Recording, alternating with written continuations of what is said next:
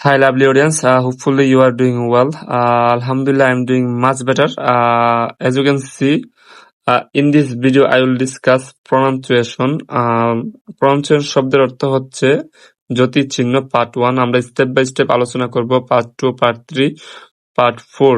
তো আজকে কত প্রকার এগুলো আজকে এই ভিডিওর মাধ্যমে তুলে ধরবো। তো let's get started.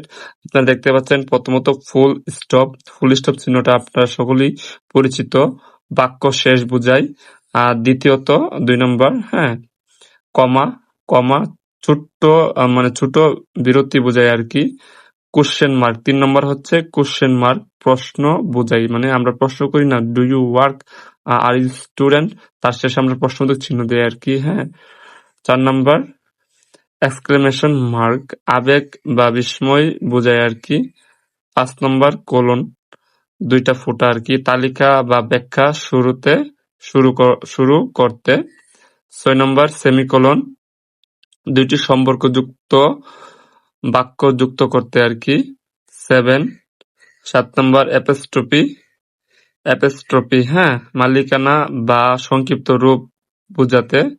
8 number quotation mark, 2টা ইয়ার মতো আর কি। কারো কথা উদ্ধৃত করতে। হাইফেনটা একটু ছোট, 2টি শব্দ যুক্ত করতে। আর দেশ একটু বড় হবে, হাইফেনের চাইতে একটু বড় হবে, দেশ অতিরিক্ত তথ্য দিতে আর কি। I hope everyone have you understand these classes. Next time ইনশাল্লাহ এই এটার উপর ভিডিও আসবে। তো আজকে এই পর্যন্ত, আল্লাহ হাফেজ।